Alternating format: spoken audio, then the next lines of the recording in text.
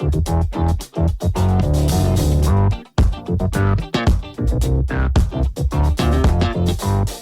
folks, and welcome to a Daily Ratings Podcast. It's a show where each week we'll sit down with Vincent Daly to get his thoughts on the latest movies he's been watching, both older films and new releases. And don't worry, there's no spoilers. Vince will give a brief review of the movie, share some thoughts, and of course, then rate the film. The daily ratings are always fair, honest, and most importantly, they're consistent. On today's show, Vince will be rating and reviewing The Abyss, True Lies, Titanic, Avatar, and newly released Avatar, The Way of the Water, all directed by James Cameron. It's going to be an interesting show, so stay tuned and enjoy.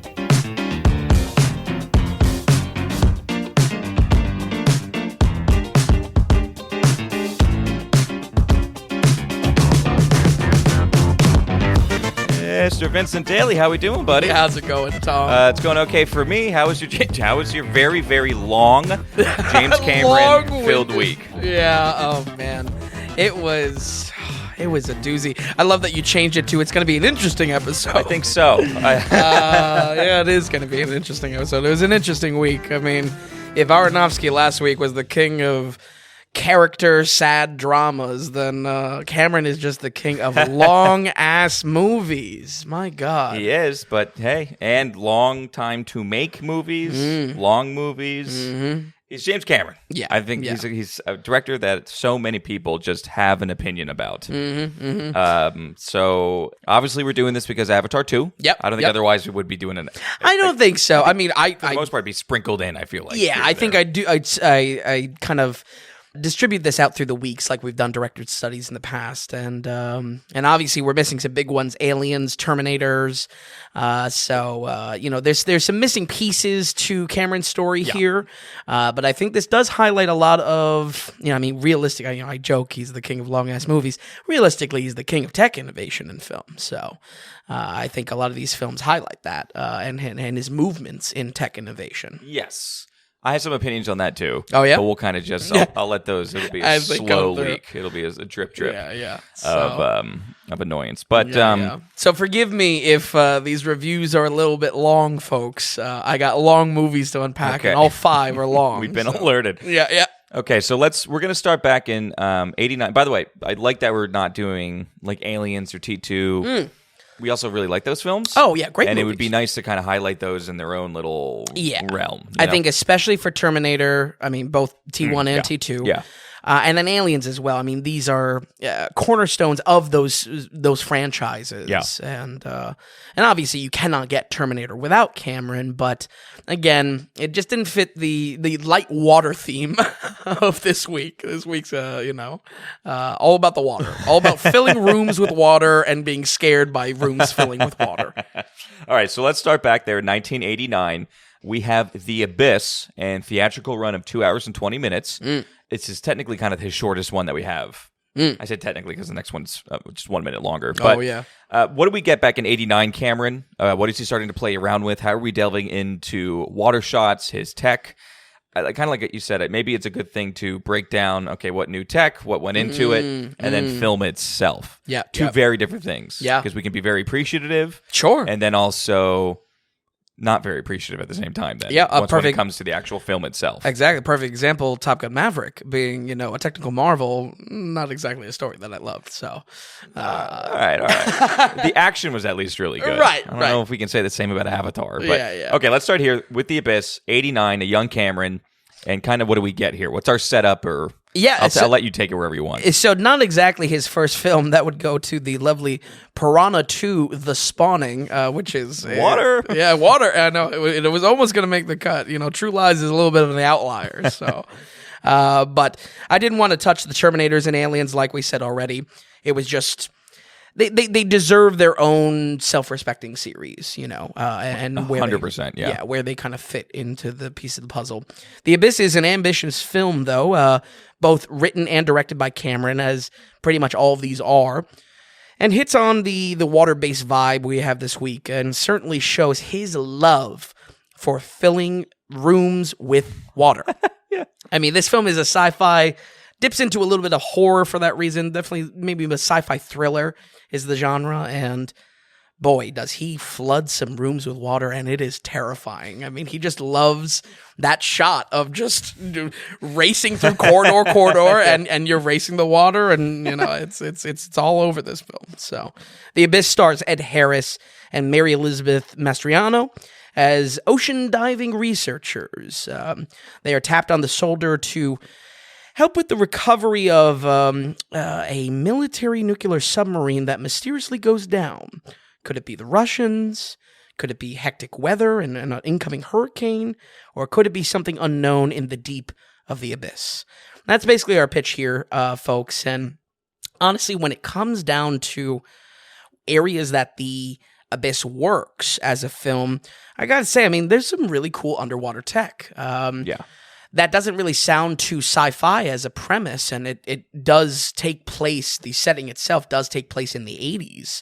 But it's sci-fi for a few reasons, despite that present-day 80s setting. The film has a handful of key fictional tech that makes things very interesting. One off the back is definitely micro submarines and just the actual technology of submarine exploring at the time.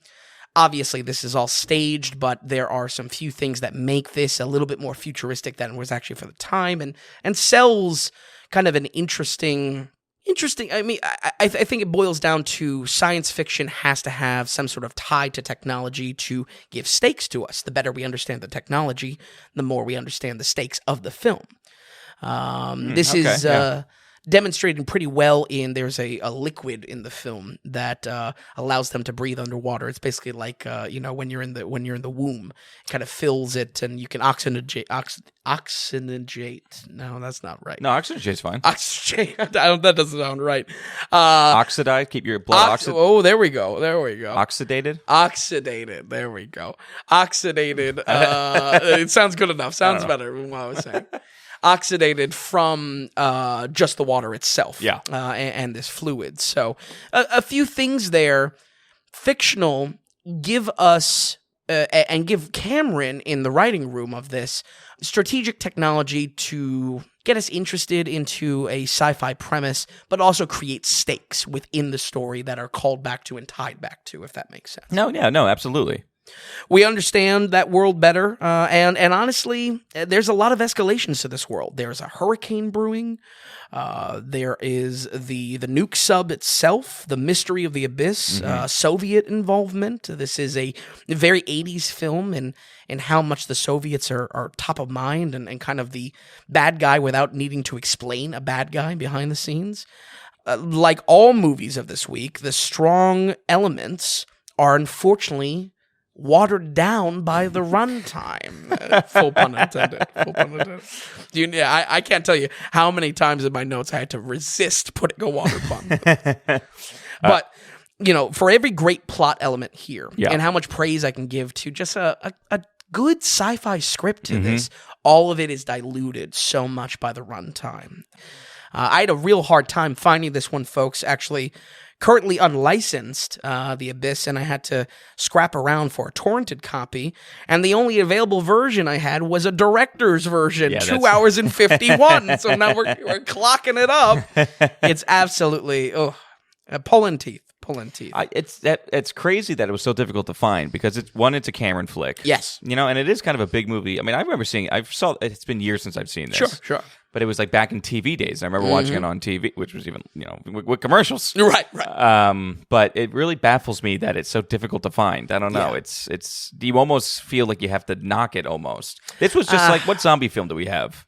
That was the same exact deal. The one that we're stuck in the mall. Dawn of the Dead. Yeah. And you said the same thing. It was difficult to find to the point where it's like, it's you almost want to you almost want to dock the movie a little bit. Yeah, but, you know. yeah. I'm definitely torn on it because if anything, unlicensed. That's exactly why. If there's an argument to buy physical, it's right there. Oh my god! You know, because it's hell to try to find this movie, which it's definitely big on Cameron's repertoire, kind of. Yeah, it's not absolutely. It's not like, what is it, Piranha 2 or something like that, where you can understand. Absolutely. Ed Harris, an early role, but a good role for him. I loved Ed Harris in this. Yeah. And even coming off of Aliens, I mean, yes, Cameron is piggybacking off of a franchise, but like Terminator 1, this is one of his own babies. Yeah. And clearly, with his obsession with water and love, actually, of, kind of putting oceanic discovery into his type of stories. It's just weird, and it was a big and because it was that, and he was already kind of a big director, I think it was 20th Century Fox, which it's just weird that you can't get that now. Yeah, how is it slipping through the cracks? You think they would want every last dollar, or just put it on streaming. You know what I mean? Right, no, of course. Yeah. Now, okay, so going back to everything and going into, is it meandering? Because the thing is, we're kind of stuck with our cast for the most part, right? Yes. We're not dealing with a lot of people. Yes. Which also kind of draws it down a little bit as far as, let's pick this up a little bit. Let's pick this up. Yeah. If anything, in the first hour, and again, I'm watching the director's cut, so I did not watch the original copy out of the inability to. So I don't know where the fat is added to it. I mean, that's 30 minutes of content. When you think about a director's cut, that's actually, I would say, probably above average content. More than above was. average. Yeah, definitely. We're usually talking about 15, 20 or so. Right. When it comes to that, though, I mean, honestly, I thought I was really engaged first hour 15. Again, my praise there is the escalation of everything is really fantastic here. It's just that once we reach a point that everything kind of gets chopped off and we're just sitting with our characters, unfortunately, it just loses the momentum. It had great momentum. Yeah. If anything, kind of momentum that I was questioning, how are they going to keep this up for the entirety of the film? And we just kind of take a dive off, and there's just too much runway then. There's just way too much runway. So if you cut a half an hour off, do you still think it would be too much? Yeah, I don't know. I will say I was morbidly curious to really go out of my way and try to watch a normal version of this. Yeah, it's tough to give it it's almost like, okay, this is the score for the director's cut, and these are the notes for the director's cut, but at the same time, if there's a guy that can find a movie to watch, even if it's unlicensed, it's you. And if this is the copy you're finding, then that's what we're all subject to. Maybe something we can develop in the future. I mean, certainly you and I have talked about this with extended cuts, The Lord of the Rings being a perfect example of that.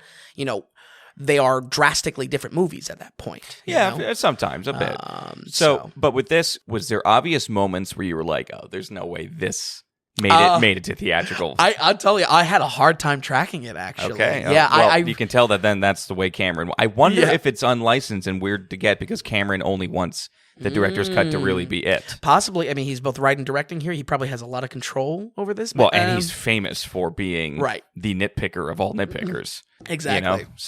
But very interesting. Yeah, it is what it is. And I mean, I think if anything, like I said, there's a lot that this film does right. I just feel, it goes on a little bit too long. And unfortunately, that is directly in the sights of that extra 30 minutes or so. Yeah.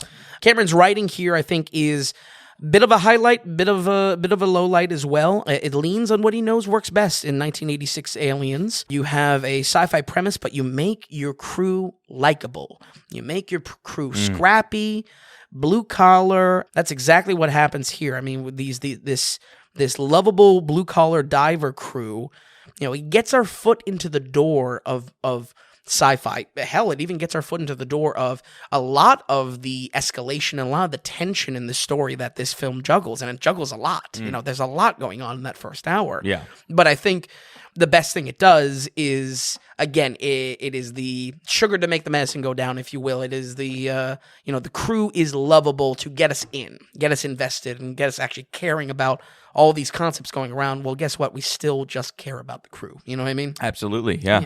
Now, I would say, if anything, director's cut or not, this was a fascinating watch because when you watch Avatar, you can really see a direct slope, a direct point-to-point line in Cameron's writing quality.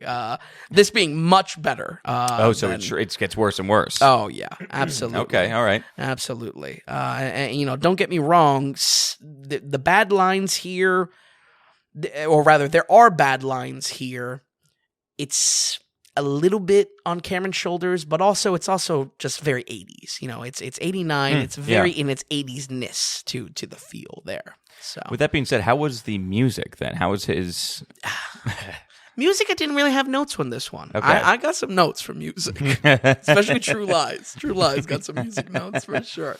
But this one, it was just it's very echoey. You know, it's very you know submarine exploration. I feel like even by 89, the feel of that is already written. Yeah, you know? definitely. So it's just creating association for the audience, folks. I think unless you are really craving science fiction with an underwater theme, I think this is largely a pass. Not a bad movie at all. Just doesn't give me a huge reason to recommend it.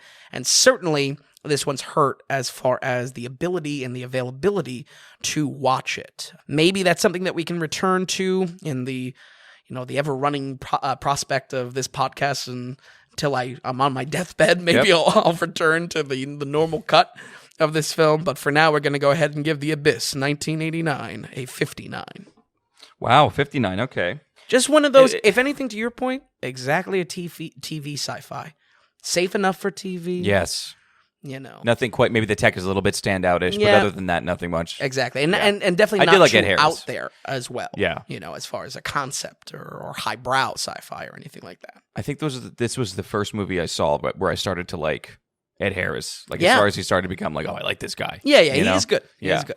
And then you saw him in like Apollo 13 and stuff like that. Very true. But okay, that's 89. We're in the 90s now. This is 1994. Arnold Schwarzenegger is back with him. This is True Lies. And you had said this is kind of the black sheep. As far as the water's concerned. For sure. Yeah, outlier for this week, both for Cameron's tech advancements and being about water in some way. But let me tell you, this is not an outlier in budget. This is a high-end production. I mean, this movie has some big set pieces for being this kind of cutesy romance action film. And it does highlight the multi-film partnership he has with Arnold Schwarzenegger. I've never seen True Lies before. This was probably the most excited I was this week to watch this film. Okay.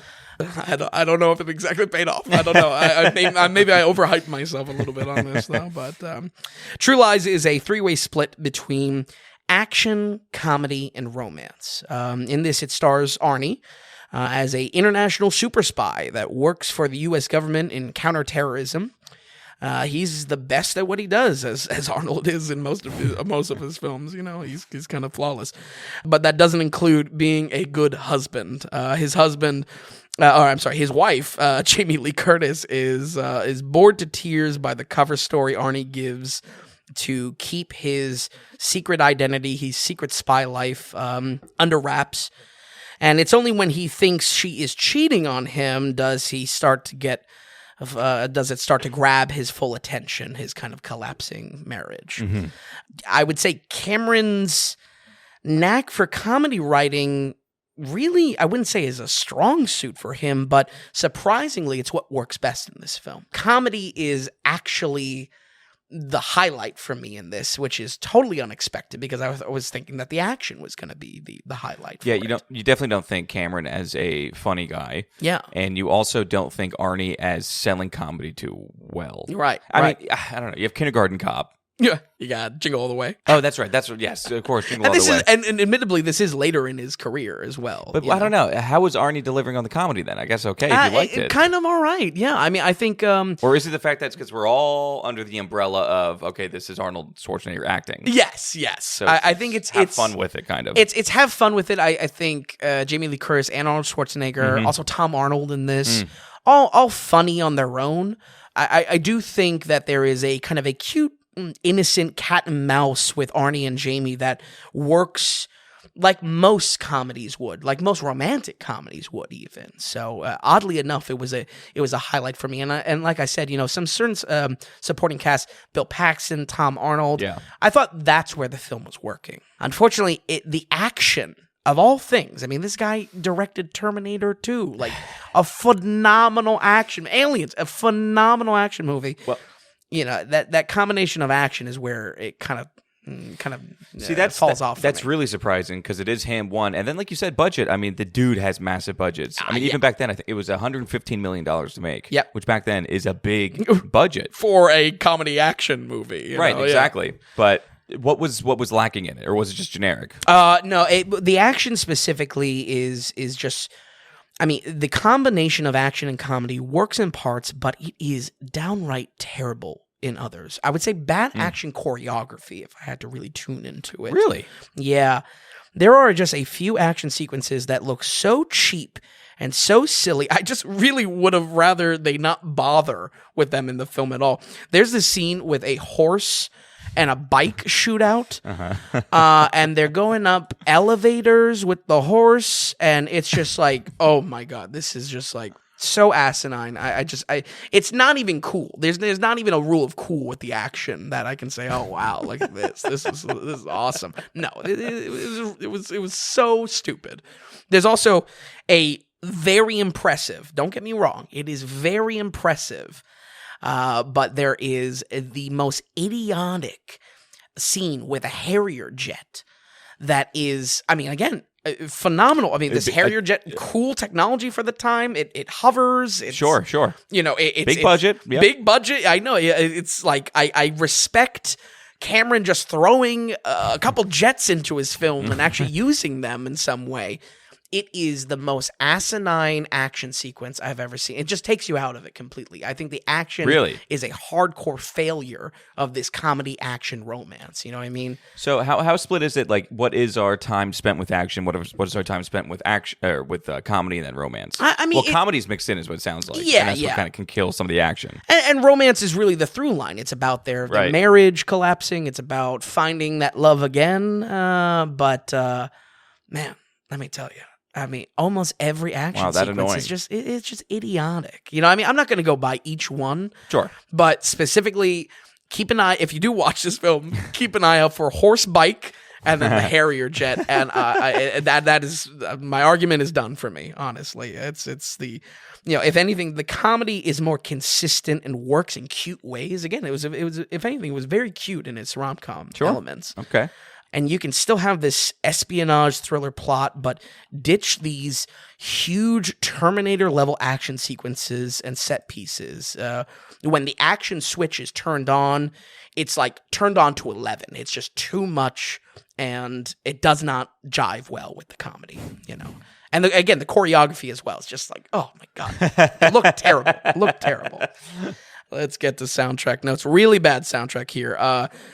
We talked about this before, Tom. The 90s Casio keyboard garbage, the cheap digital horns.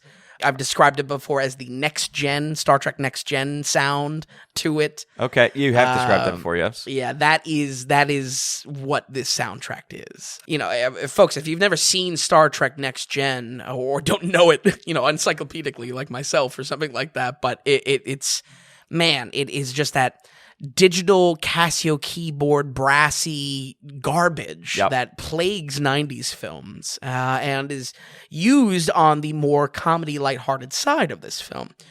Also, Living Colour, the band, does some licensed music which adds to the whole 90s-ness of the film, and just not good marks for me. Not good. This movie also legitimately ends 3 times over and still goes. That's some encores. Right. Yeah, it was like 3 times. I was like, okay, it's wrapping up. And then I checked and I was like, wait, how much is left? What's going to happen? And then, you know, we have these crazy, you know, Terminator level action sequences thrown in there towards the end. How long is this one? 2:21. All right, so it is the shortest. Well, no, kind of. The Abyss is 2:20 with director's cut. It's not. Right. But it's 2:21, yeah. The shortest I had the pleasure of experiencing this week. I don't know where my criticism goes, but I was losing my mind over how, I mean, this film ends like 3 times over. So it wasn't like Return of the King, where you could end it multiple times or people thought endings are coming. Maybe slightly. It was unreal, Tom. Okay. It was unreal. Like, things wrap up. We have the nice music, the nice like 90s like, you know, it's about to fade to black, and then all of a sudden the stakes are brought back up to 11. You know, it's crazy. It's crazy. And like I said, the film actually works as a cute rom-com in parts, but especially around the dull marriage thrusted into this spy plot. That's a cute concept. I think it worked in a lot of ways. I think Arnie and Jamie work most of all, which is, I think that's the most important piece. But everything else I was not digging. And unfortunately, the action most of all. We're going to go ahead and give True Lies a 48. Okay. Oh, it's a 48. That's, Yeah. what was... It was an easy criticism for me, though, because the action was just so misplaced and so high budget. You watch this film and you really just understand it intrinsically. It was just one of those things, just like, wait, not only is this not cool, why is there such emphasis put on it? Mm-hmm. When clearly the film works in other areas much better. Yeah, it's just like it's one of those. I don't want to say generic action '90s films because there is something different about it, kind of. Yeah, but at the same time, no. Yeah, I mean that must have been a pretty big disappointment. Then. Yeah, I mean. Maybe not a disappointment. It was more so mind-blowing. The film is wild. The film is wild.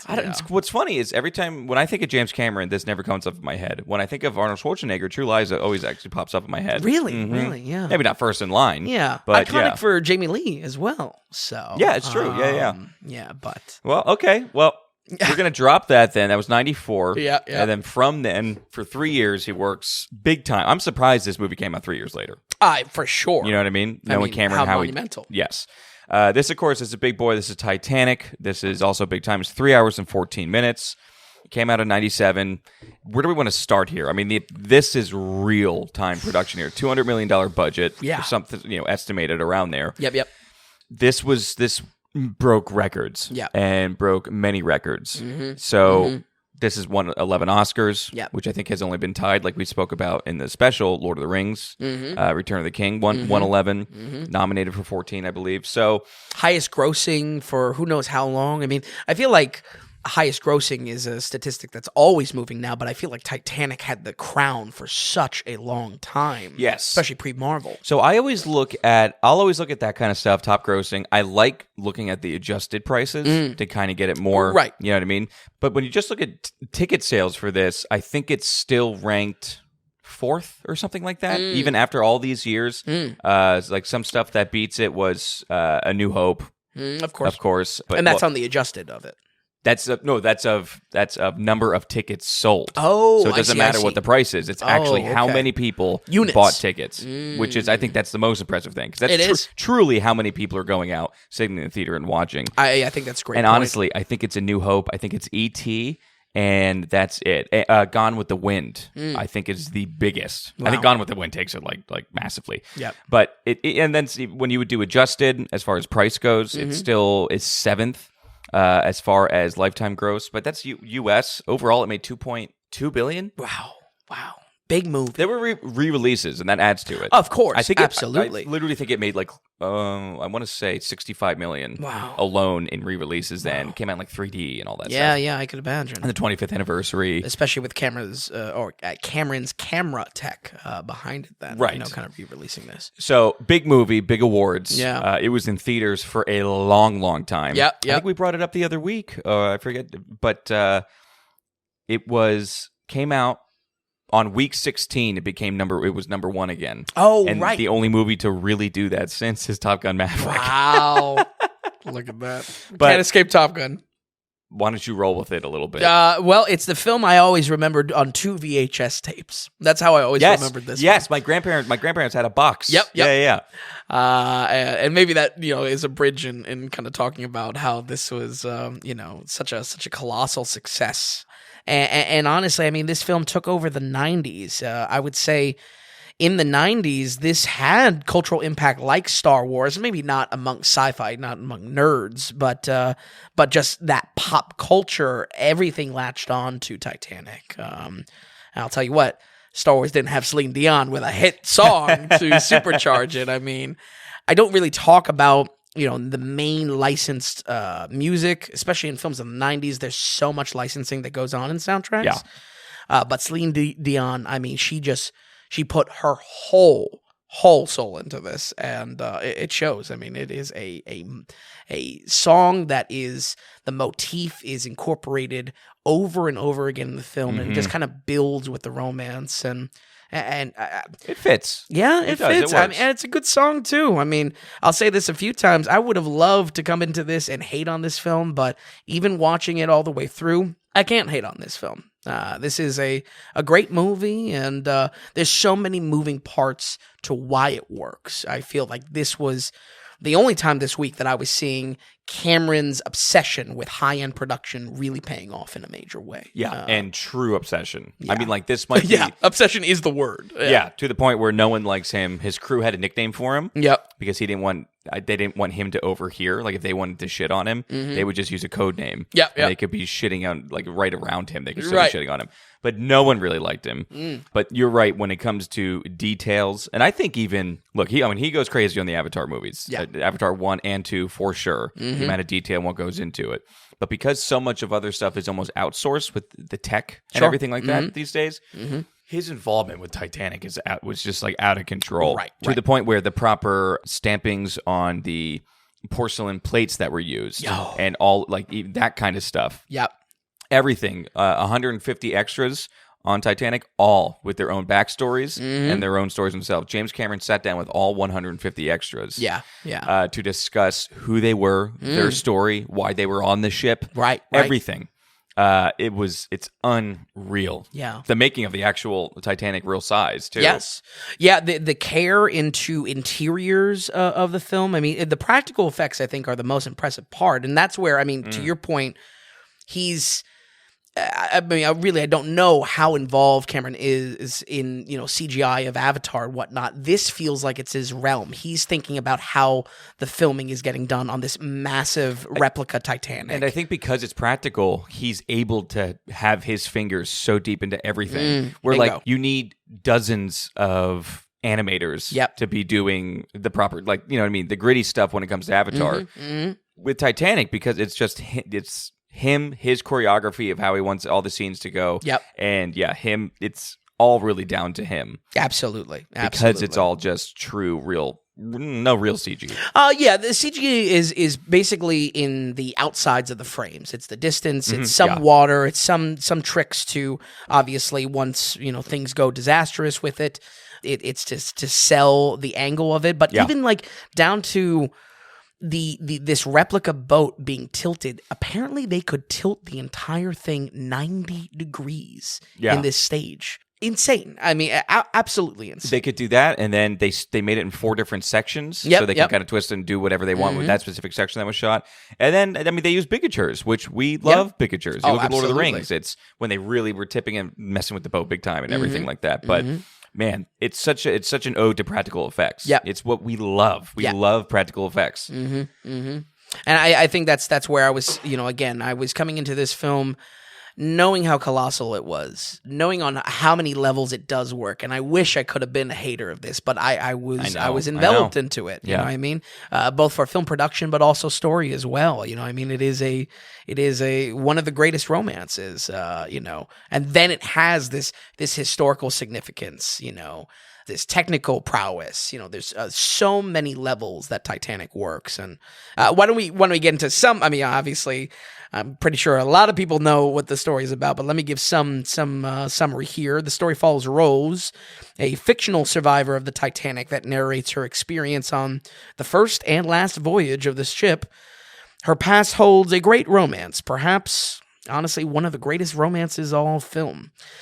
Kate Winslet plays the younger Rose, jaded by her kind of predictable life of luxury, and here to steal her away is Leo DiCaprio playing Jack, a poor drifter that shows her to truly live life for the first time. And it's how long is Titanic? 3:15. 3:15. A doozy.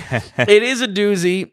But this Lady and the Tramp type of romance, I mean, it sounds predictable when summarized, but I got to tell you, I really enjoyed the romance right until the very last moment of this film. I think it's very charming in its 90s-ness. It's very charming, the chemistry between Kate Winslet and Leo DiCaprio as well. I mean, they make it for sure. Yeah. And maybe that's a no duh, but they sell it, basically. They make it real. They make it feel real. Right. I mean, Rose annoys me big time. Oh, really? And I think she gets more love. Like, Sure. She deserves some hate. As far as the character, Kate Winslet's great, but that character deserves some hate. Right. She's annoying. Yeah, sure. But anyway, they sell it great. Leo, just the perfect age, is around at the perfect time. Yes. Absolute. Great point, Tom. I don't know. Right place, right time. There's some other actors Absolutely. at this time that could do this for sure. But man, Leo is so solid. Yeah, supercharged it. Yeah, absolutely. Yeah, big time. And much like my point with the Celine Dion track, again, a element that could supercharge a film on its own. It is working together in tandem with all of these pieces supercharging. Yeah, it, definitely. I don't think it's everyone knows that song. It's not big because of years and talking about it. You know how we talk about it. A film has to be good because it's just considered good for so long. Sure. It's synonymous. Yep. I think the film and the song do actually work hand in hand. Yeah. Like, it wasn't just culture that made the song big. It was perfect for the film as well. I think so. One note that I had when watching this, I kept on saying to myself, I haven't seen this film since I was a child. Probably once and done since I was a child. Oh, really? Yeah, and yet, like 100% of this massive 3 hour and 15-minute runtime felt so familiar. Every beat of the film felt so familiar. And I think that plays into this. I don't know. It's appropriate in itself. It's lasered into what it needs to be. I'll tell you, to the testament of that, though, that's awesome because there's people that just know so much about this film and even know it's coming, and you're sitting down and watching, but still even though it's so familiar, still really quite liking it. It's 25 years old now too. Yeah. So that's awesome that in modern day watch it's still holding up pretty good. Absolutely. And if anywhere I think it slightly suffers is maybe a little bit of the 90s-ness of the dialogue. Definitely. Again, Cameron's writing, I think it was perfect for the 80s, but it has not evolved once since the 80s. So we more and more as the time stretches out and we get farther away from his comfort zone or his comfort, of how his writing style, appeals to, it gets more and more weaker. This, I still think it works because, again, the stakes here are kind of a cutesy romance. It can be 90s in its approach. Certainly can be easier of a script to write. Yeah. But I got to tell you, I don't think I ever think of decent writing in James Cameron in the same sentence. You know what I mean? Yet, but he is a director-writer combo. I know, just like Nolan and all the other greats. Tarantino, absolutely. Yep. For me, it was working, though. I think that's the note, Yeah. Are there some times that it doesn't work? Sure. But in that, again, the genre is a match. It's just this romance kind of turned into disaster movie. Right.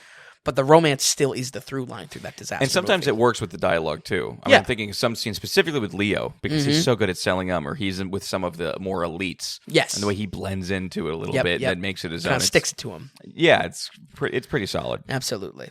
We covered a lot of the practical effects. I would just say one more thing that I would return to is just the care put into. And really painstaking care put into interiors, like you said, with the stamping and whatnot. Oh, the wallpaper, interior design, the stairwells and whatnot. And these are all recreations from the historical photos that Cameron has presumably become obsessed with, just with his water exploration as well. Everything, even the things that launched the boats off and everything. Yeah, right. Because they were when they needed to work properly and work how they actually worked in real life. It's down to everything. Yeah. It's crazy. Yeah. Which props. We could easly shit on Cameron all episodes, but we do really have to there's definitely credit to give. Yeah, absolutely. Let me shit on it a little bit, though. Okay. Let's talk about lengths, folks, because at exactly an hour and 40 in, this movie could practically end, honestly. This 100% romance turns into what we know the story to be, a disaster. A boat sinking for your closing act, but that closing act is close to 2 hours. I mean, it's just a lot to sit through. It's a lot, yeah. Now, again, the silver lining here is that the romance is the through line. It is the payoff. The disaster does have payoff to the romance. So I think it is acceptable, but You know, Well, there's action, there's suspense, there's thrillingness. Yeah. You know what I mean? It is part of it. It's terrifying. Yep. You know, so it's not necessarily boring. Yeah, But it's long. It's hard for me to see this film and separate it from my usual criticism with all disaster films. That it is kind of one note. It's Tower Inferno. You put enough time between this, eventually these effects are going to look dated. Right. And eventually the disaster isn't going to hit as well. You know, Cameron's budget here and his attention to detail, his obsession, it helps build towards that payoff. I would say in ways the production or this disaster piece has a problem with excess because he obviously loves what he's able to do so much with this production. Yeah. It's just after a while, I mean, as much as praise I can give to him being able to flip this replica boat 90 degrees in the air. I mean, that's incredible. Movie-wise, I don't think we need a nearly 2 hours of runtime being the closing act of this film. I feel like it's a bit off balance for that reason. I think that would be the note of a lot of people who watch it, too. Yeah. Anytime you're over the 3 hour mark, it's like, whoa, you better watch it. Yeah, you better need it. Yeah. Like if you can cut 15, probably should cut 15. Yeah. And would do a lot. I mean, there's not much that you've said. What was it, Magnolia? That you gave the stamp of approval. Sure. That was 310. Sure. But you make a good point. You make a good point where... Yeah. I love that Magnolia sticks out in your mind so much. Well, we don't do too many over 3 hours. Yeah, it's true. And I was shocked. It sticks out because it was 3 hours and you actually liked it. Yeah. Well, I liked that it was 3 and 10. Right. And I think, I guess, to elaborate on my note here, it's, you know, this could even still be a 3 hour and 15 romance. It's just that the closing act of this film is practically 2 hours. It's definitely an hour and 40 for sure. Yeah. So it's just taking that act and making it, you know, so long. And again, that's where we get a lot of iconic scenes, a lot of through line and a lot of payoff within the action for the romance between Jack and Rose. So I am giving it a pass ultimately, but it is just incredibly lopsided for that reason. And let's see. Let's get in the water. We do get a lot of those. He loves filling rooms with water, and it's honestly, it never fails. It's always terrifying. It is terrifying. I mean, that water scene in the Titanic, they had one shot to do it because it was going to destroy all the interior. Oh, sure. Absolutely. They had one shot to get it right, and they did. Wow. Don't forget who the captain is either. Who? Captain is King Theoden in Lord of the Rings. Oh, of course. One of the most noble in the film, actually. Yeah. He's the best. There's a lot of crappy moral characters here, but he's a good one. It's so true. He's a good one. Boy, the things that have come out of this movie. Just think about it. I mean, the band playing. Yeah. I heard references to that recently. It was just like, really? it's just okay. So it was just like talking about America. Sure. It's just like, all right, so we're just the band still playing on Titanic. All right. And I thought that was pretty funny. Yeah. But I don't think you would be out of line, and I think the vast, vast, vast majority of people would agree with the length. Yeah, I think at worst, just to put a bow on it, for me, it kind of dulled the experience because if anything, I enjoyed the romance, I enjoyed the meet cute, if you will, of Jack and Rose so much. Yeah. Yes, it is the most tear-jerking, dramatic payoff to have this tied within that disaster of the Titanic. I just feel like, man, it's just like it dulls. It's almost like the more it draws it out, the less impactful the entire thing is overall. Exactly. Especially, obviously, we would go deeper if we could do spoilers and whatnot. But for the five people who haven't watched it, right. Actually, maybe there's a lot of people who haven't seen it because it's just like, oh, Titanic. I think people want to hate it. Yeah, and also, Titanic could have like a Godfather effect. It's just like, oh, I know it's good, but I didn't watch it. You know, and then they look at the time, and it's just like, no, that's not happening. Bingo. But folks, what else do you want me to say? It is probably one of the biggest films ever made, and production alone, honestly, should be applauded. Believe me, like I said earlier, I would have loved to be a hater and tear it up this film, but both to my experience rewatching it and to the legend that it lived up to be, I would say there are so many aspects that are just exceedingly well done for this film. And all of it seems to be tied to Cameron's strong project management to pull off such a huge concept. So, have you watched it? Great. If you haven't watched it, you probably should. We're going to go ahead and give Titanic an 81.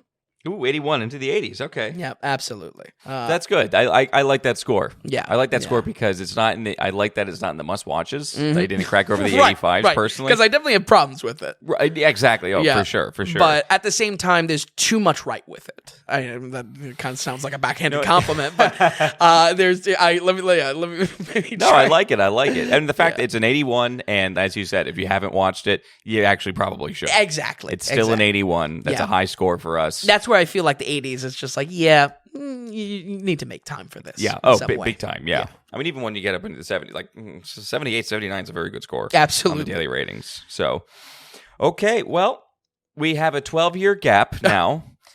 a big inhale. We got a big boy on our hands here. Okay, so it's 2009. It's a 12-year gap. 2 hours and 42 minutes. This is Avatar. This is the top grossing of all time. Yep. And again, it doesn't really hold up when you do adjusted and everything like that. Okay, it doesn't hold up for ticket sales. Interesting. But props are due. It made that much money. It made 2.9. And I'm assuming if it has 20-year anniversaries, 25-year anniversaries, Gotta go even in higher. the future, it's going to crack $3 billion. Yep. And it's just about there. Let's dip into Avatar. Do we want to talk about production first? Want to get into film? I mean, what do you want? I want to talk about the environment around the film first. Okay, all right, yep. Tom, I feel like they were slipping me crazy pills. When the hell did people start saying this was a good movie? I feel like, you jump back to 2009, I thought the entire world sang in unison. We all said it was Dances with Wolves. We all said it was Pocahontas, and we were all fine with it just being, visual eye candy that was the highest grossing, you know what I mean? But no one said it was a good movie. No one said it was a good movie. So tell me why these turncoats online, these absolute charlatans online, are now saying that they're on their knees for the original. It's unreal. It is unreal. I completely agree with you. Yeah. I completely agree with you. People are being phony as hell. No one liked this movie. No one. I mean, for the 3 people out there, fine, sure, okay, Yeah. we're talking generalities. Right. No one liked this Everyone film. said it was Pocahontas. Everyone said it was Dances with Wolves. And where I generally I'll stay away from video reviews. Sure. Like, I won't do a lot of video reviews. For this, I was going back, and especially for Way of the Water and everything like that, or whatever it's called. The amount of positive talk on Avatar 1 unreal. was like, there's no way. Yeah. And some of these guys are big guys. Some of these guys are big-time reviewers, and you lose a little respect for that. Absolutely. Because it's like, no. Yeah. What about bad writing? I mean, the writing. Well, we'll get into it. We'll get into it. We'll get into it. But turncoats. Absolute turncoats. And I bring it up just because, I mean, believe me, I am far from perfect, but if there's anything I try to achieve is consistency. And Fair, honest, consistent, I'm going to have to be consistent with them. So, folks, I got to come clean. This was rated already. And I have to say, I agree with the rating. It ain't good. Let me get to work a little bit. Avatar focuses on Jake Sully, a handicapped future Marine, given a second chance through the alien planet Pandora. His consciousness is inserted into a host body, and that body is grown to reflect the home species of the planet, the Na'vi. Blue Native Americans, basically. They have a tail that can incorporate or kind of mind jack themselves into plant life of Pandora. And that really is what gives us this kind of Pocahontas premise, something that the film is always pigeonholed with. Jake infiltrates the Na'vi to learn their ways, but in the end sees the greater truth by adapting with them. And I gotta say, rewatching this film, that's not the problem. The problem is not that it's Pocahontas. It's not that it's Dances with Wolves. The problem is that James Cameron is still writing in the 80s, and this film is in 2009. It's not impressive at all. Oh, yeah. The script... You and I... Yeah. 12 years ago could have written better. Oh yeah, an Avatar script. Oh yeah, and it's just so true. And it's a cool premise. I mean, this host body, he has a second chance. You know what I mean? Listen, there's a lot that could go right. The premise is fine. Right. The premise is fine. Yeah, it's not great in any way. Nintendo Wii had already come out. Okay, so I like that. That's the time marker. So the fact of everybody. So when this movie came out, mm-hmm.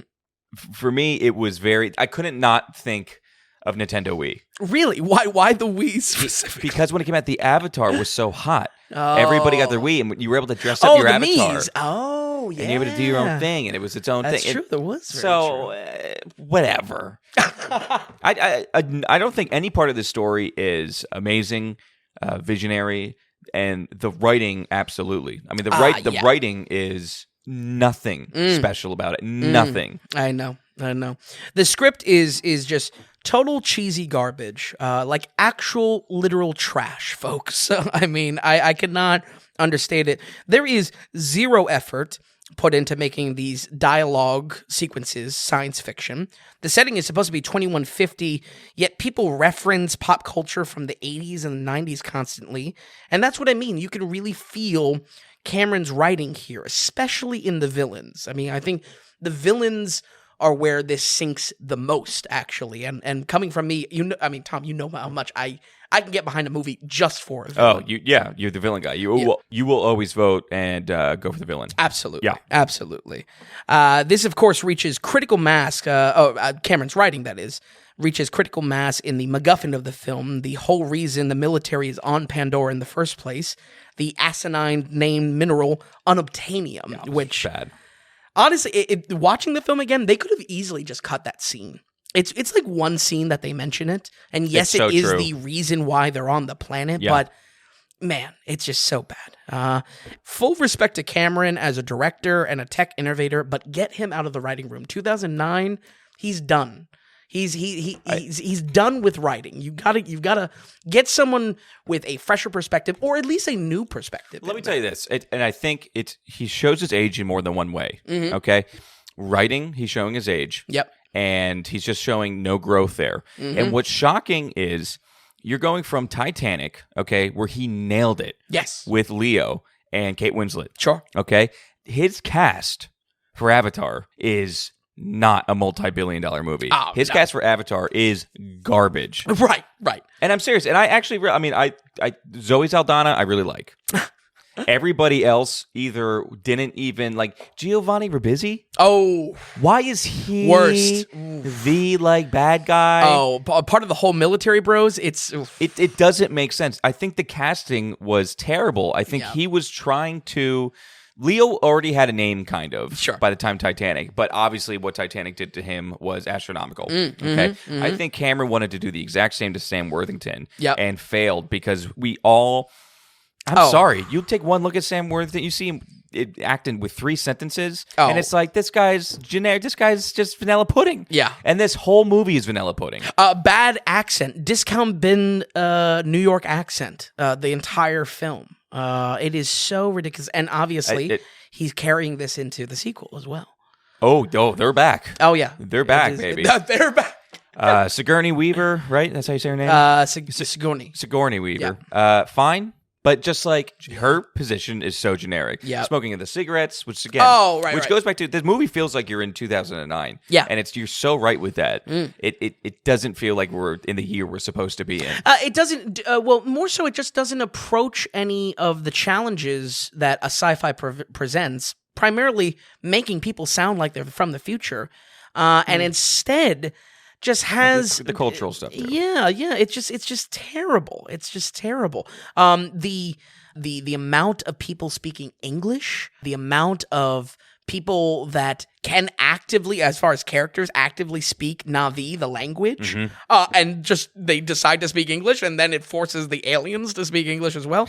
I don't need a huge amount of explanation here, but something like Star Trek, you have a universal translator. There's a line of dialogue that says, "Oh yeah, everything's getting worked out." There's nothing like that here. No, I didn't like the tech. I thought the tech could have been cooler too. Oh yeah. And like you said, the callbacks to the 80s, the fact that she's just smoking normal cigarettes, and it's just like, we have this chick, we have this, very generic. Yes, character. Exactly. Yeah. And Michelle Rodriguez, I never liked her ever. I hate Michelle Rodriguez. I think I gotta jump ahead just to the worst part breakdown. in Lost. She's horrible in Lost. Is I never she liked Lost? her. Oh, she's in Lost, all right. Absolutely, she's in Lost. But let's do the actor breakdown. Sam Worthington. Sorry, I started. Trash. Please stop talking, sir. He is the only reason. He's the only reason there's English with the aliens. And again, this discount bin New York accent Yeah. only gets worse going into the sequel. It is crazy. It gets worse? Yeah, everyone else speaks Na'vi, the native language. Everyone, including him at a certain point, but yet he just gets to speak English like a bro. It's crazy. Sigourney Weaver, I love, normally horrible here. The amount of exposition she spews out of her mouth. I didn't want to shit on her too much. I really didn't like her. Yeah. I love her normally. I mean, obviously, Alien is one of my favorite movies We're not of all saying time. we don't like her, but boy, oh boy. Yeah, unreal. Michelle Rodriguez, I hate her in everything. Literally everything. Everything. God help me when I have to review the 30-plus Fast and Furious films. Like, oh my God. I'll tell you what, it's crazy. Yeah. All of the military bros and Stephen Lang, it's like they tried to make the Commando Elite from Small Soldiers a serious villain. Yes. Oh my gosh. Stephen Lang is practically steps away from saying Gorgonite scum. Like, it is so bad. It is so bad. They went into James. I don't get it because you had Leo and Kate Winslet with Titanic. Mm-hmm. And then he went into, what did you say, discount bin? Yeah. I mean, he just pretty much. Who are my C and D actors that I get to choose from? He forgot about all celebrity. It seems like he had a budget of $240 million. Mm-hmm.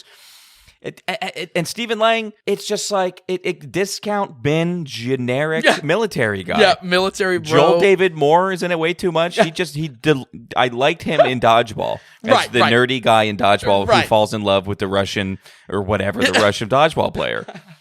He doesn't deserve to be in this film. Get him out. Ribisi, I love Ribisi. Sure. Not here. I like him. He gives the unobtainium I line. like him in Friends. I like him in Saving Private Ryan. Sure. I don't like him in this film at all. Yeah. He doesn't fit. It's bad. And again, I think the key thing here is that it's two steps. It's some bad cast choices, but it is also very clearly bad writing. Zoe Saldana, I would say, is probably the only highlight, but not to be nitpicky, but she just cries so weird, and she just cries. Yes. I don't know if it's the performance capture that is not able to capture. No, that gets it pretty good. Yeah, when you see her face actually acting and do the behind the scenes, it's just weird crying. It's her. Yeah. But we do like her. Yeah. She's probably the best part about That's it. That's definitely a nitpick. Why don't we talk about some innovation-wise for the film? Because I had that I've been nitpick with you, actually, yeah. Oh, really? Mm-hmm. Really? Yep. Okay. But go ahead. Innovation-wise, I think this film is a serious benchmark. You know, Cameron wasn't pleased with simple motion capture. He wanted to develop a more detailed performance capture. So instead of just balls on the actor, there is a full rig on the face to capture the very specific movements. We, of course, see this in Andy Serkis's Gollum earlier in the 2000s. But Cameron really taking it to the next level is, I don't say unfortunately, but this film has so much of an impact on what we see and CGI involvement of sound stages, of performance capture. I don't think without Avatar we see the modern Marvel landscape nowhere near to the extent of what we see in Endgame, where it's all CGI performance capture for Josh Brolin, for Thanos, for instance. There is just so much done performance capture-wise, and of course the plague of 3D tech as well. I mean, after Avatar, everything. Aftermarket 3D on it, and just slap it on. I mean, these things are landmarks. Yeah, it's not like Cameron kicked off that. Sure. Like a big one was, we talked about it recently, the old Nordic tale. Oh, Beowulf. Yeah, Beowulf I think was 2007. Yes. Right? Mm-hmm. So, I mean, that was 2 years before. That was already that was in the real 3D game. Yep. But this helped propel it. This kept it alive and going. Yes. This is why your TV at home came with 3D glasses. We were joking. I bought a weird expensive it's TV. It's also a plasma as well. It's like not. I don't know how it's still around. Actually, I want to make a comment to what you just said though, where I don't think we would get these big sets, this mocap stuff, as far as we would. I do disagree with that. Okay. I think it was already happening, and it really stems so much. Not from the Star Wars films, even as much as that guy loves tech, George Lucas, but really did come from Lord of the Rings and Andy Serkis. Weta. Mm-hmm. Yeah. Andy Serkis. Absolutely. Andy Serkis ended up. Well, let me go back. Yeah, Lord of the Rings, what a workshop. Yep. Because you look at already with King Kong as well. You can't forget about that. That's 04. Oh, very true. And I think that won some awards as well. Yeah. So, and coming off of that, I still think if you don't have Avatar, I still think you have Andy Serkis doing the Planet of the Apes reboot. True. And that was serious mocap as well. Yes. And good mocap. Yep. So you said serious props, the technical innovation, yada yada. Other people have this innovation. What I want to give props to Cameron for is the vision to put it all together. Sure. Cameron knows how to get the guys. Yeah. Okay. I'll never forget. I was in high school, and the teacher made a comment. It was like everyone was gushing for James Cameron. Right. Everyone. As we and have he now, made a comment. He was basically. like, really, if you think about it, James Cameron, he's a director, he's a writer, he produces, he does this. And he goes, you could really add like scientists to that. Stop. And I was like, I gave just the biggest. I wanted to shit on that teacher so much and humiliate him. Because it's like, no. No, And he's not a scientist. And even going back and doing research for this film and Avatar 2, yeah. he knows the guys that know how to do it and are the innovators. Yeah. If you look at the animated work that they handed to Weta, it looks hilarious. It's Sure. Weta that cleans it up and makes it good. True. It's a guy, he goes and gets the camera, okay? With the water shots we're going to talk about in the new film. Sure. He didn't develop the camera. The other guy kind of developed a decent camera. Right. But He's the driver. Right. But all props to him for bringing it all together and doing it. Yeah. And sticking with that unbelievable vision. I think you make a great point, though, that it probably would have come together without in 2009. Actually, you made a great point with the Planet of the Apes remakes, and actually, I think a connection there is that he grabs the two writer duos for working on Avatar: Way of Water. Yeah, really. It is the I guess they're husband and wife or something like that. The Weta guys, or no, the writers. The writers, right, okay. From the Planet of the Apes remakes. So really, what falls through, I think, is just again in that performance capture of the faces. It looks good. You still get some uncanny valley. You still get some weird shots with teeth, crying. It's just I don't know. There's just something that's off about it yet. So we do see that innovated upon, but I'm not one to be giving huge amount of praise for this, just for visual fidelity or eye candy.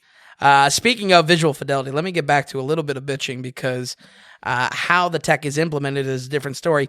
All of the sci-fi designs are the most basic, unimaginative, uninspired concept I have ever seen. If James Cameron personally brought these mech designs to me, I would laugh in his face. Let me tell you. I mean, these mechs, they look like something from the Matrix trilogy, almost 10 years before. It is not inventive in the slightest. And I feel like, did you ever hear about this, like, post-Avatar depression syndrome?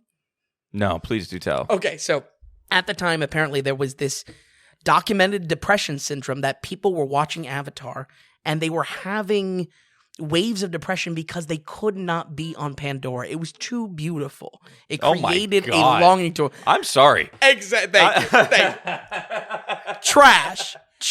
Even looking, I mean, I remember seeing it new, fresh in theater. Right. It looked like a video game. Yeah. It still looked like a video game. Exactly. Back then. A good video game, a very, very good video game. Sure, but it still looks like a video game. Yeah. Yes. As does the new one, honestly. Let me tell you. Depression. Depression walking out for another reason. Yeah, for real. That is the biggest crock of shit ever. And this is honestly bottom of the barrel design. Go watch any other sci-fi. Go play a video game. Honestly, that's ridiculous. Mm-hmm. That's ridiculous. That is a nitpick. And the mechs do get better in the second one, folks. This came in waves. I gotta wrap this up sometime. You know what I mean? Yeah, no, folks, this came in waves. I was shocked by my original score, thinking it was too harsh. Then I watched the film and I was shocked with how much I agreed with it. How much you agree with yourself. Exactly. How much, man. I said, Vin, you got it right. Consistency. This is an episode of us agreeing with each other. Yeah, exactly. It's an echo chamber. This is getting too much. But I really don't think this film is worth your time. And for all the beauty in the world of Pandora, there is a poorly written and poorly acted line to strip you right out of the experience.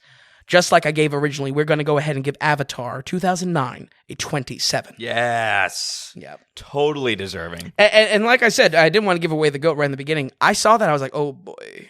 I was maybe being a little bit too harsh. Yeah. But I think that was one of the earliest reviews we did. It really was. Like that was first wave. In the original 50. Yeah. And back in the time that we would be nerdy and angry about, Avatar originally, too. This is going back to You think it goes back further than yeah. No, you think it goes back further than I think it does. I get a bad memory. Regardless, I think it was in that first batch of 50 where I just started naming movies. Yeah. And you know how you feel about a movie, then you scored it, and that's happened with Wrath of Khan too. Yeah. Absolutely. Okay, great. 27, totally agree. Yeah. Because no matter what, the technical innovations, it is 2022, here and now. It's not that innovative now, first of all. Even back then, it looked cool, but man, the way people are gushing about it, when I first saw Avatar, I just couldn't believe. And again, the turncoatness of it. These guys online that they're... I know they shit on Avatar like we all shit on Avatar. And then on top of bad writing and bad acting. Yes. It's forget it. Yeah. I can't stress these enough. Characters, you can't. Michelle Rodriguez, I never can feel connected with her on screen, and that's how I can't feel connected and care about these characters. Yes. Very much unlike a Kate Winslet. Yes. Or Leo. Okay. Stephen Lang, who is the generic of a generic as far as right. He's the Commando Elite. Best thing I ever saw him in. He did the fan-made short Uncharted film. Really? Was he the bad guy in that? Yeah, with what's his face? He was Sully. Oh, he was Sully. And he was the best Sully. Wow. He had everything down. He sounded great. just like him, to the fact where they could have just swapped him out for Mark Wahlberg. I don't like Stephen Lang, really. Sure.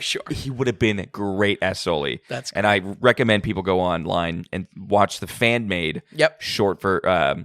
fan-made short film. It was with Nathan Fillion? Of Uncharted. Yeah, Nathan Fillion. And which is obviously perfect. But Stephen Lang does a great Sully, so that's good. Props to him on that, at least. Okay, we are going long, folks, here. Okay, so just like we took a 12-year gap from Titanic to Avatar, another 12 years later, here we are, right? 12 years? 13 years? 13, yeah. Okay, had that wrong. This is Avatar, The Way of the Water.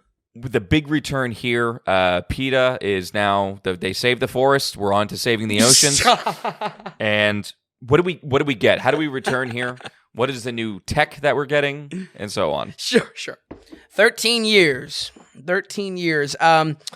Honestly, my thoughts were no one was asking for this. But clearly, I was wrong because Cameron has sequels greenlit for 3, 4, and 5. Yeah. Well, 3's already done. Oh, really? 3's in post-production. Wow. And Avatar 4 is already in production and kind of 5 already. He filmed a lot, I think, together, 3 and 4. Yep. So, I'm sorry, 2 and 3 he filmed together. Yes. Because when 2 was done in 2020, essentially. Really? Yeah, and he started working on 3 basically that long. Interesting. You're right, no one was asking for it, but we knew that at least 3 were coming. Yeah. James Cameron from the get-go said he wanted at least to do land, oceans, air. So 3 will probably be air. Where he goes after that? Yeah. And they're slated, don't worry, there's not 13-year-old gaps by the 13-year gaps. They're slated for 2 years apart now. Yes, yeah. We're in the thick of it now. So. But and I think maybe coming soon to the podcast. Maybe Avatar that's 3. Maybe he was waiting for tech. Maybe he was waiting because he wanted to develop all these together. Yeah. Maybe he took a long vacation with all that Avatar 1 money too. For real. Yeah, that's a long time to kick back. But yeah, with that 13-year gap, the opening to this film is Recap City. I mean, it is packed to the brim with a lot of terrible exposition. I'm actually very curious of younger audiences that haven't seen the first, if these recaps were effective, thoughts on the new direction of the story. I mean, there's a lot there I'm curious about. So, folks at home, if for any reason you haven't seen Avatar 1, but you took a chance with Avatar 2, it would be appreciated right in, because I am very curious on if that was well needed at all, because of how basic the original story is. Absolutely. There is a significant new story structure here, though. Once again, we focus on the English New Yorker speaking Jake Sully, played by Sam Worthington, now in a full relationship with Zoe Saldana's Neytiri. And the 13-year wait is mirrored within the story as their family grows to have 4 children, now a huge focus for the film. This family approach drastically changes how the story is structured. When that family is threatened by the return of the Commando Elite, Stephen Lang. Okay. Commando Elite is back. Okay. He's back. I know. Believe me. I mean, it's in the credits and everything like that. Yeah. But so... No, he's back early. Okay. He's back early. And it puts them on the run to water tribes of Pandora, farther reaching than, this, the evil military bad guys, the Earthling bad guys. Yeah, the fact that it was called Pandora, too, is generic and lame as well. Yeah, for real. I just want a quick note also, it's a half hour longer. We're at 3 hours and 12 minutes. And boy, did it feel like it. Okay. Honestly, the theater was very restless the entire time. That's kind of along my notes of what I think. I'm curious of what younger audiences may feel of this movie because, one, it is strategically marketed towards them. We have more children's stories. Yep. It's more of a family approach. I think that's a strategic move for the box office, coming back after 13 years. Yeah. Also, viewers of the previous Avatar probably have families now. So, again, I think that is a strategic master move by Cameron. But, again, the kids in the audience, I mean, they were the ones getting up and going to the bathroom. They were the ones not glued to the screen of this, 3-hour-plus movie. It's a lot of movie. So, yeah. This time jump in the story, again, gives us a 4-kid cast that is a huge part of the runtime. And I have to say right away, these kids are a great strategic move. Very, very poor reason to structure your film and your story around them. These kid actors are bad. Wow. They are not good. So we hate kid actors when they're real and when they're fake. And when they're fake, yeah. Exactly. Exactly. This also drastically transforms the story and kind of fractures it into a handful of microplots. Each kid and their family as a whole has an arc. And I'll say the story can't be pigeonholed like the first. It's not just Dances with Wolves. It's not just Pocahontas. But it is a lot messier for that reason. And this very weak plot kind of reminded me of Quiet Place Part 2, where the whole thing feels like a side story, Wow, okay. The whole thing is just like, oh, okay, cool. I mean, it felt like a TV episode or 3 TV episodes. From what I was getting, I was almost going to say that it was the exact same story. No. But it's not, and that's a bad thing. Yeah, I mean, I would say this family focus again. There's a lot of I have a lot of thoughts on why that is the move for the film, but in the result of the film itself, it's more unique, but a lot more messier. Okay, fractured, splintered is definitely the way I would describe it. Because we're focusing on like 7 things at once, and it's like, I mean, granted, a 3-hour runtime, it needs a lot of things to bounce to, but all of them are weak, bad, weak, and they don't drive anything. There's nothing causing me walking out of this film and saying, "Wow, I cannot wait for 3 more movies." Oh yeah, I mean, and I feel this second one, if anything, returning needed that. It needed the guess what, you're hooked now. And you needed the hook, you needed the punch. Yep, yep, exactly. When I think of a multi-film franchise, Star Wars, Lord of the Rings, I think of the great villains that keep me watching in each entry. And Avatar's, colonialistic military bro opposition is not doing it for me, not in the least. It's generic. Again, I can't tell you how right I am by calling it the Commando Elite. It really is like he watched Small Soldiers and he said, that is gonna be my blockbuster franchise. So like I said already, and believe me, it is not a spoiler because he's there from like minute 15. I was sad to see the Chief Commando Elite, because Chip Hazard, Stephen Lang, back with a vengeance. And I mean, it's crazy because I looked it up afterwards. I mean, Jesus Christ, they really are going to pin this whole franchise on him being the opposition. It's crazy. We're like locked in. We are locked in with Stephen Lang. I'll admit, Stephen Lang gets a lot more screen time and a lot more development here, but now with 2 movies under his belt, the character is just, I can strongly say he is the weakest villain we have seen in any kind of major franchise. Oh, terrible. Terrible. It's so generic be- and bland, and It should be the corporation or the or the government behind him. sure, or Not just that he should be the number 2 guy. You know, there's always like the number 2 to the villain. Yes, and yes. he'll eventually he'll have a good fight sequence. Yep. With number 1 good guy. Yep. That happens in every film. He should be that guy. Yes, absolutely. Then he dies, and we have a new guy for film 2. Right. A more compelling one that's going to be kicking off our 5-movie franchise, you know. Also, out of nowhere, they do include maybe a more mastermind villain. To the lack of my awareness at all, Eddie Falco from The Sopranos, Mrs. Soprano herself, is in this movie as this kind of corporate coffee cup toting bad guy. Yeah. And she's out of the movie after the first hour. She never comes back. It is so ridiculous, and she is so out of place. It is insane. The CGI around her looks terrible because she's like the only real person in this now. Right.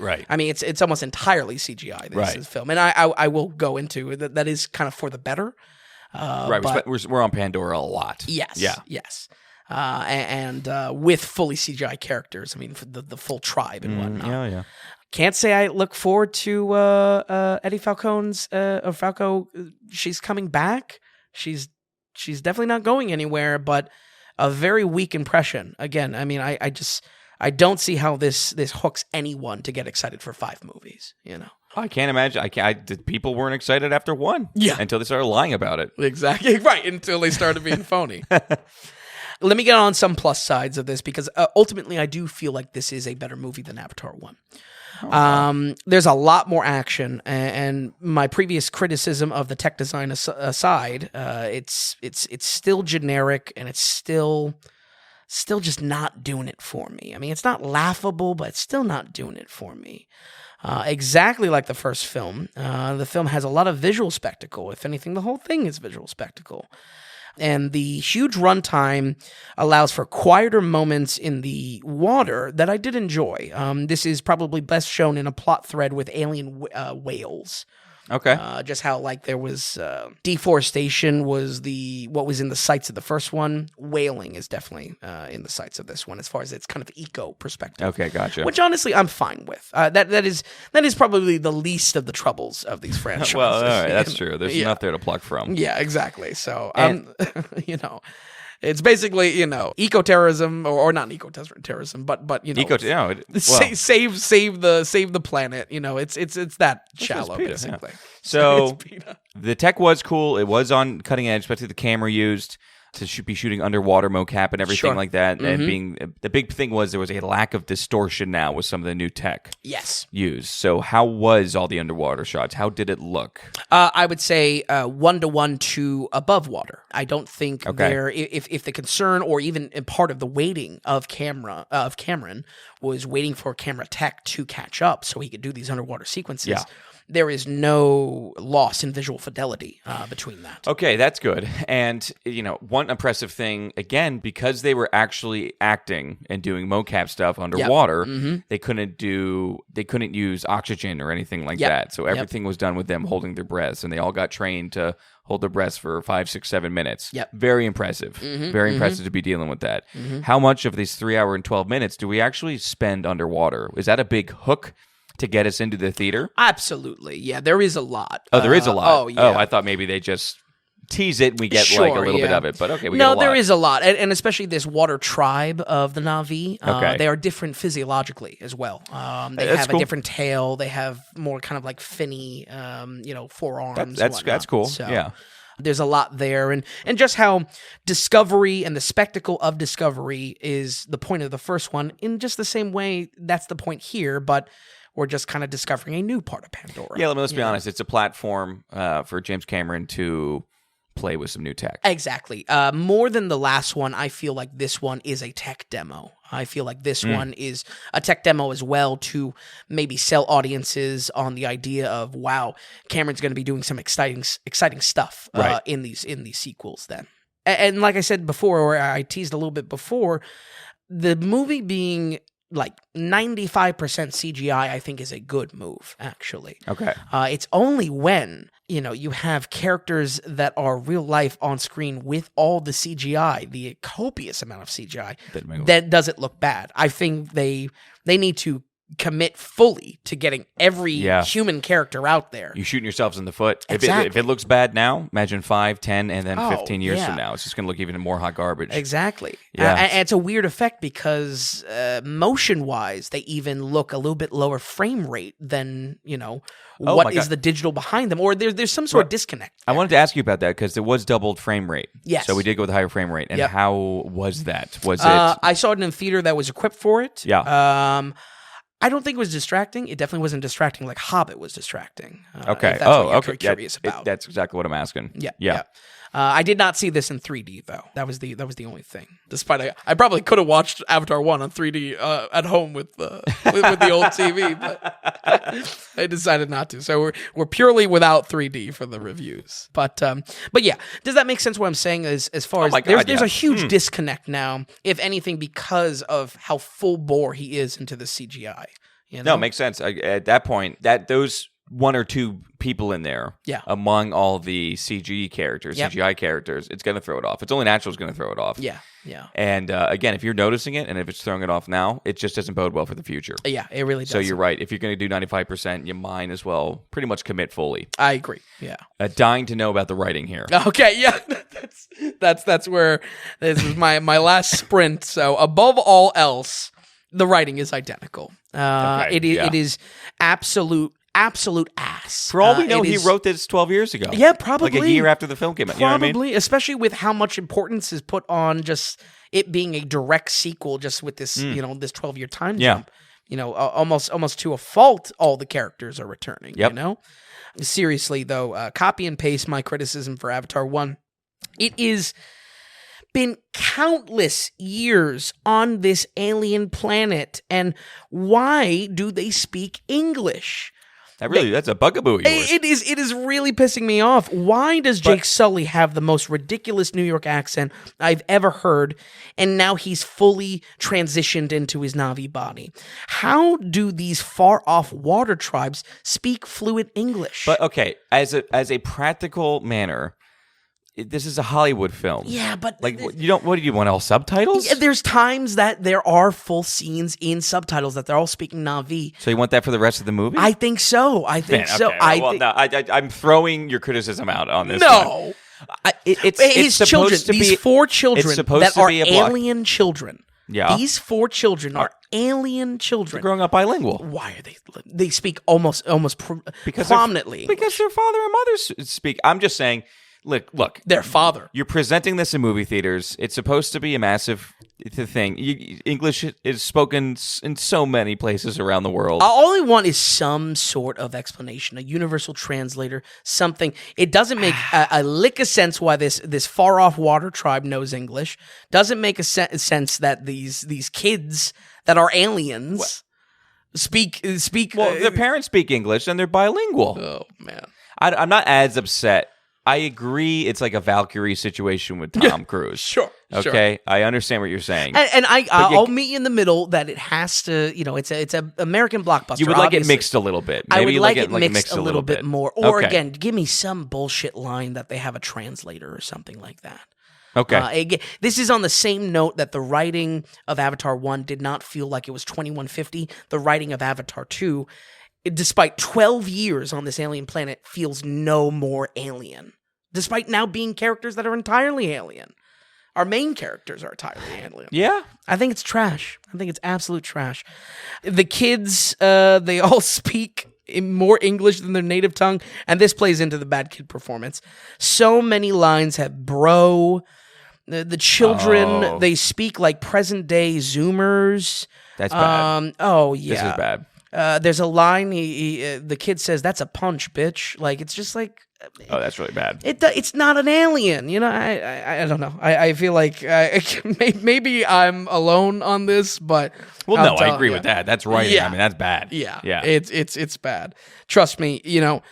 When you are whisked away by the visuals, you will be brought crashing back by this kid actor dialogue. Let me tell you, it is so terrible. It is no longer just Cameron writing here, admittedly, and not exactly for the better, because I think, again, story structure-wise, we're more unique. It's much more of a unique film in the many directions it goes on this topic of family. Yeah, it's just not good. These two other writer duos from Planet of the Apes remake, and I don't know. Maybe there's something that we connected there, that Cameron saw how popular those kind of big CGI films were, and he felt he needed to bring them on or something like that. So I think this is a much more personal story and smaller in scale for the better, but also very much more messy. I got to explain one more thing with these. Part of these 4 kids, one of them is Sigourney Weaver's child. In real life? No. It is in Pandora World. In Pandora World, yeah. That's in the story. And Sigourney Weaver voices the child.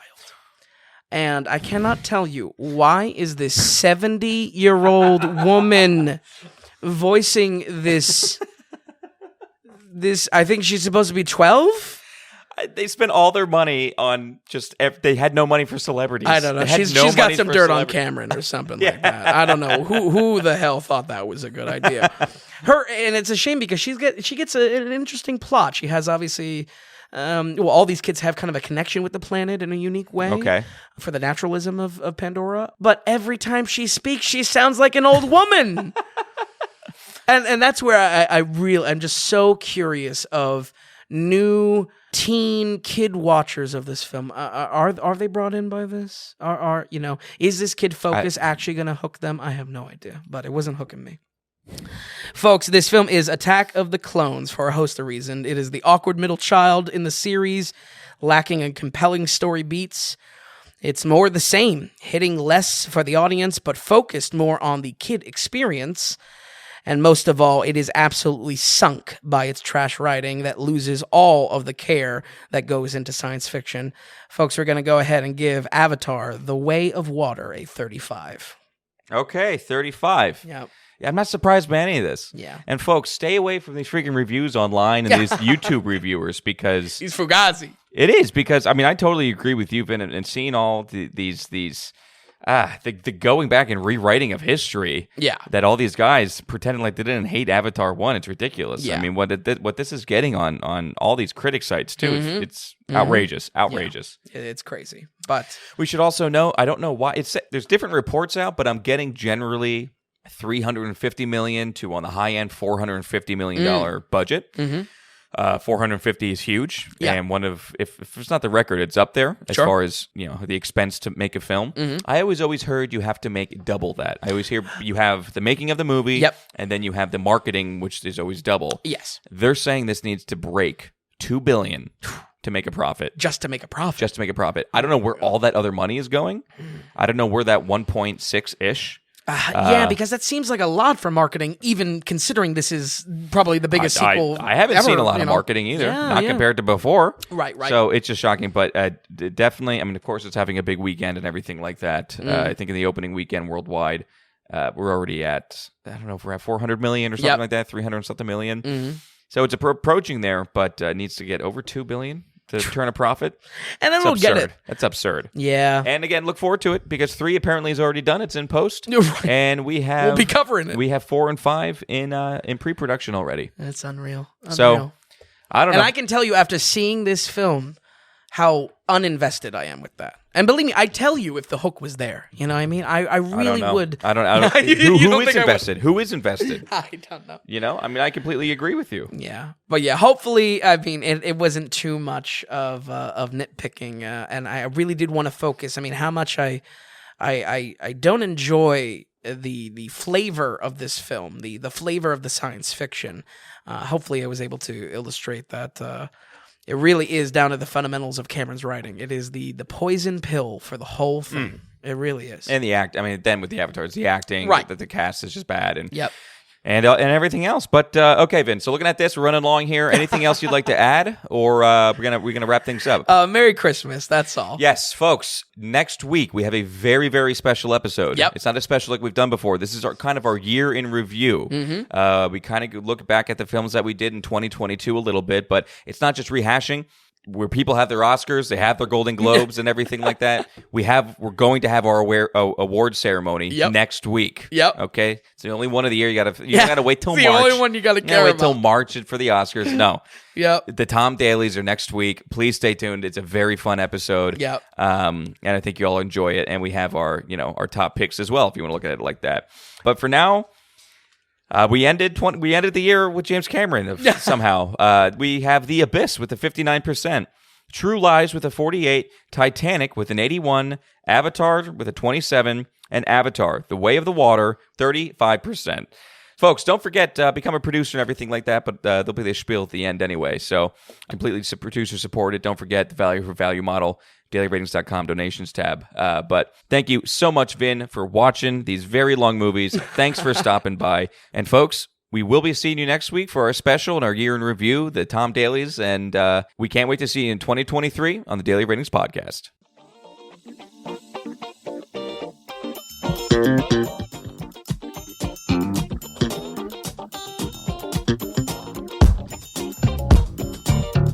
If you enjoyed the podcast, if you would, could you give us a good rating or tell a friend about us?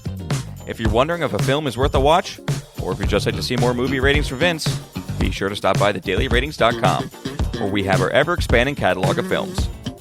Also, if you found value in the podcast or our site, become a producer and go to the donations tab on thedailyrratings.com. You can donate whatever amount of value you feel you received from us. We're looking to build this into something large and great, but also be independent from those corporate sponsors. So we greatly appreciate any support from you all. So thanks so much, and we'll see you next time on the Daily Ratings Podcast.